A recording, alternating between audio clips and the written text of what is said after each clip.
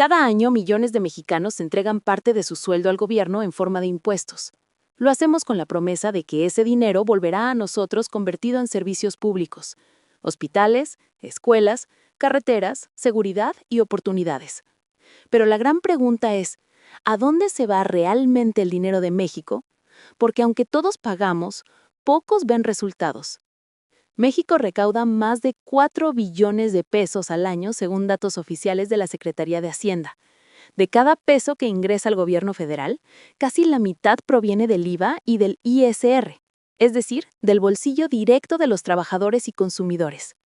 Sin embargo, el ciudadano común sigue enfrentando calles llenas de baches, hospitales sin medicinas y escuelas con techos que se caen. Entonces, ¿qué está fallando? El problema no es solo cuánto se recauda, sino cómo se gasta y en qué manos termina ese dinero. Desde hace décadas, el presupuesto público ha sido una herramienta política más que una estrategia de desarrollo. A través de los llamados ramos, federales, estatales y municipales, el dinero se reparte entre instituciones, programas sociales y proyectos de infraestructura. En teoría, todo debería funcionar con transparencia y control. En la práctica, los números cuentan otra historia. De acuerdo con la Auditoría Superior de la Federación, cada año detecta irregularidades por miles de millones de pesos. Dinero que desaparece entre facturas infladas, obras inconclusas y contratos otorgados a empresas fantasma. En 2023, por ejemplo, el organismo señaló anomalías por más de 64,000 millones de pesos en diferentes dependencias. Y aunque se anuncian sanciones, pocas veces alguien rinde cuentas reales. Pero para entender cómo llegamos a este punto, hay que mirar atrás. En los años 90, México inició una transformación fiscal con la promesa de modernizar el sistema y hacerlo más eficiente. Se centralizó la recaudación, se fortaleció el SAT y se digitalizaron los procesos. Sin embargo, al mismo tiempo, el gasto público se volvió cada vez más discrecional. Los gobiernos, sin importar el partido, encontraron formas de canalizar los recursos hacia sus prioridades políticas. Programas sociales se usaron como herramientas electorales, megaproyectos se inflaron y las transferencias a los estados se convirtieron en botines de poder local. En 2000, con la llegada de la alternancia, muchos pensaron que eso cambiaría, pero la corrupción y la opacidad siguieron siendo parte del sistema. Cada administración repitió el mismo patrón: promesas de austeridad y transparencia que terminaron en excesos y deudas. Hoy, el presupuesto nacional se concentra cada vez más en programas sociales directos, como el bienestar, las becas o las pensiones. En teoría, buscan apoyar a los sectores más vulnerables. Y sí, muchos ciudadanos los reciben y los necesitan. Pero el verdadero debate está en cuánto se destina a generar desarrollo y cuánto a mantener estructuras políticas de dependencia. En 2024, más del 60% del gasto público federal se destinó a programas sociales, transferencias y subsidios. En cambio, sectores como salud y educación siguen con presupuestos limitados. Por ejemplo, mientras el programa de pensiones para adultos mayores recibió más de 465,000 millones de pesos, la Secretaría de Salud apenas alcanzó los 230,000 millones. Y los hospitales públicos, saturados y sin equipamiento, son el reflejo de esa desproporción. Lo más preocupante es que buena parte del dinero no pasa por una revisión ciudadana real. El presupuesto se aprueba en el Congreso, sí, pero la mayoría oficialista decide el destino del gasto sin debate profundo. Y los organismos de control, como la ASF o la Secretaría de la Función Pública, carecen de dientes para sancionar de verdad. En México, el dinero no se pierde porque falte recaudación, se pierde porque sobra impunidad. El ciclo se repite: los ciudadanos pagan, el gobierno gasta, los proyectos se anuncian con bombo y platillo y al final los resultados se diluyen. En las entidades federativas, el panorama no es mejor. Gobiernos estatales reciben recursos federales a través del Fondo de Aportaciones para la Educación, la Salud o la Infraestructura Social. Sin embargo, año tras año, las auditorías revelan que millones se desvían o se ejercen sin comprobar. Algunos gobernadores enfrentaron investigaciones por uso indebido de fondos públicos, pero la mayoría logra evadir consecuencias. En muchas ocasiones, los recursos que deberían pavimentar calles o mejorar escuelas acaban en campañas políticas, en contratos a amigos de empresas o en obras que nunca se terminan. Y mientras tanto, la población sigue preguntándose por qué su colonia no tiene alumbrado, por qué las medicinas no llegan o por qué el transporte público se deteriora cada vez más.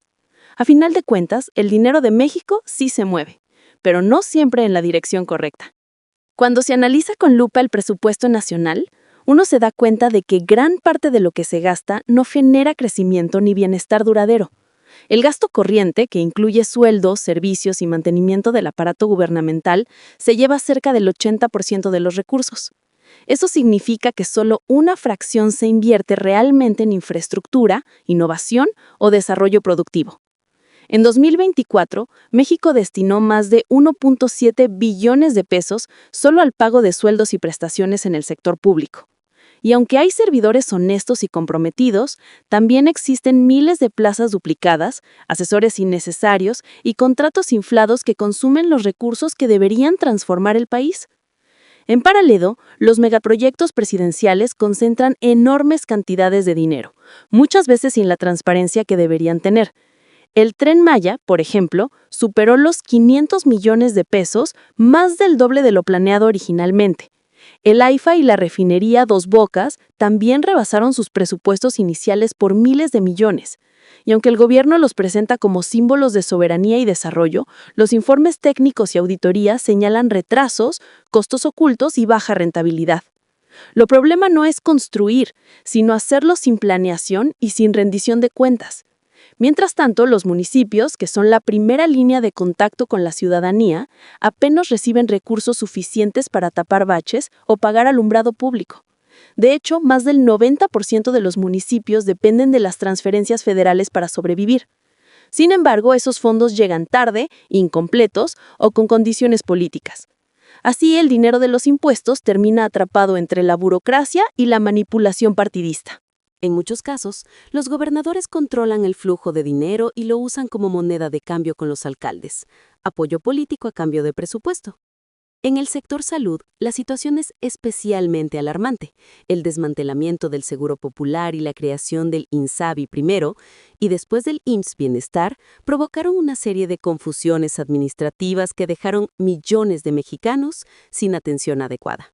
De los 4.600 hospitales y clínicas que debería operar el sistema, más de una cuarta parte reportó falta de personal o insumos básicos durante los últimos años. Las licitaciones de medicamentos han sido un dolor de cabeza, retrasos, proveedores inhabilitados y compras concentradas en pocas manos. En el 2022, el gasto en salud pública equivalía apenas al 2.8% del PIB, muy por debajo del promedio recomendado por la OMS, que es del 6%. Es decir, México invierte menos de la mitad de lo necesario para garantizar un sistema de salud funcional. Pero mientras los hospitales enfrentan carencias, otros sectores crecen sin freno. El gasto en comunicación social y propaganda oficial, por ejemplo, sigue siendo altísimo. Solo en el 2023, el gobierno federal destinó más de 3.000 millones de pesos a difundir sus mensajes. Y a nivel estatal, hay entidades que superaron esa cifra en proporción a su tamaño, gastando más en publicidad que en desarrollo rural o ciencia. Es el reflejo de un modelo en el que importa más la imagen que el resultado. En educación la historia es parecida. Aunque el discurso oficial presume una revolución educativa, los números muestran otra cosa. En 2024 el presupuesto para educación básica se redujo en términos reales respecto al 2020, y los recursos para infraestructura escolar se desplomaron casi un 70% en la última década. Las escuelas públicas siguen dependiendo de cooperaciones de padres de familia para reparar techos, pintar aulas o comprar ventiladores. Y los programas de apoyo tecnológico, como el de computadoras para estudiantes, quedaron en el olvido. A esto se suma un problema estructural, la opacidad en los sindicatos. El magisterio sigue manejando enormes sumas a través de fideicomisos y cuotas que pocas veces se transparentan. En resumen, mientras el dinero fluye sin control hacia intereses políticos o administrativos, las necesidades más básicas del país quedan rezagadas.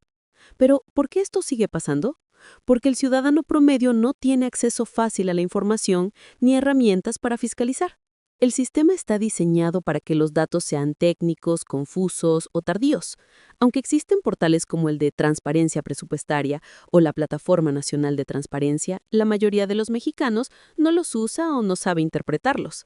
Además, muchos informes se publican con meses de retraso o en formatos que no permiten rastrear a quién se pagó, por qué se pagó y si el trabajo se hizo realmente. Esa es una de las razones por las que la rendición de cuentas en México es más formal que efectiva. Las auditorías detectan irregularidades, pero las sanciones se quedan en el papel. Las instituciones encargadas de vigilar el dinero público, como la ASF, la SFP y los órganos estatales, trabajan con recursos limitados y bajo presiones políticas. En algunos casos, incluso sus titulares han sido cuestionados por conflictos de interés. Mientras tanto, el ciudadano común sigue pagando impuestos sin saber si ese dinero realmente regresa en forma de bienestar.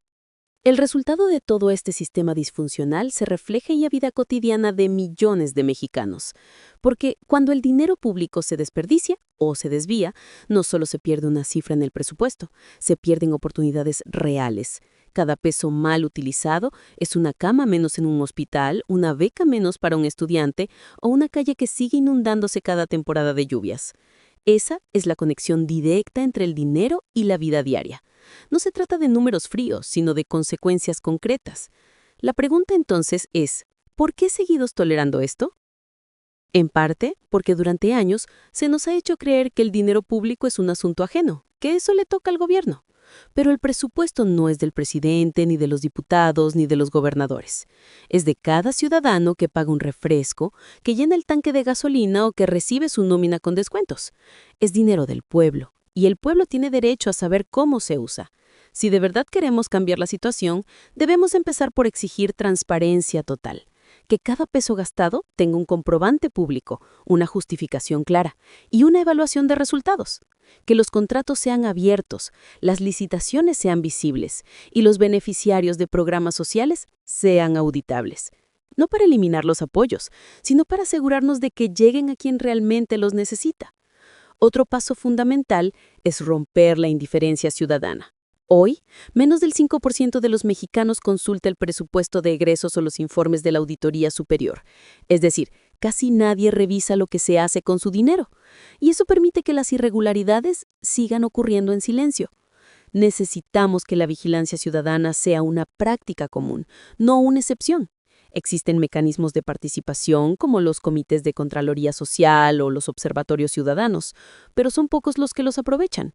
Si más personas se involucraran, si más comunidades exigieran cuentas a sus autoridades locales, el margen para el abuso sería mucho menor. También es crucial reforzar la educación cívica y financiera desde las escuelas, que las nuevas generaciones entiendan desde jóvenes cómo funciona el dinero público, qué es un presupuesto, qué significa la deuda pública y por qué los impuestos no son un castigo, sino una herramienta colectiva, porque un pueblo informado es mucho más difícil de manipular. En lo político, México necesita instituciones verdaderamente autónomas. La ASF, la Secretaría de la Función Pública, el INAI y los órganos locales de control deben tener independencia real y presupuesto suficiente para investigar sin miedo.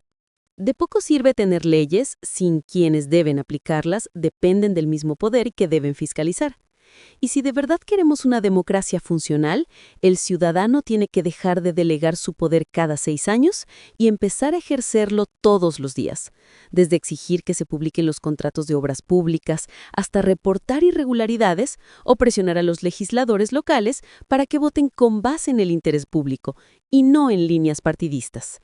Cada acto de vigilancia es un acto de defensa del país. El dinero de México no desaparece por arte de magia. Se pierden decisiones humanas, en intereses particulares, en sistemas sin supervisión, pero también puede recuperarse con la misma herramienta, la participación humana. Si el pueblo exige, si el pueblo observa, si el pueblo se une, el poder cambia de manos. El cambio no comienza en una oficina de gobierno, sino en la conciencia de cada ciudadano que decide no mirar hacia otro lado. Entender a dónde va el dinero es entender el corazón del país, porque el dinero público es la sangre que mantiene viva la nación. Si esa sangre se contamina con corrupción, negligencia o impunidad, el cuerpo entero enferma. Pero si circula de forma transparente, justa y eficiente, México puede sanar. Por eso, la invitación es clara.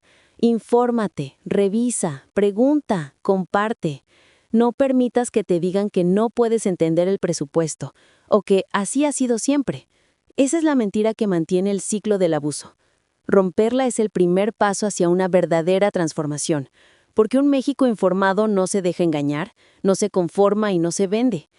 Un México informado exige que cada peso cuente, que cada decisión se justifique y que cada funcionario recuerde quién le paga su salario, el pueblo. Y mientras ese día llega, que este mensaje sirva como un recordatorio. Los impuestos no son una condena, son el reflejo de la confianza en un país. Si exigimos que se usen bien, si vigilamos cada gasto, si dejamos de aceptar el "así es México" como excusa, entonces ese dinero, nuestro dinero, podrá construir el país que merecemos.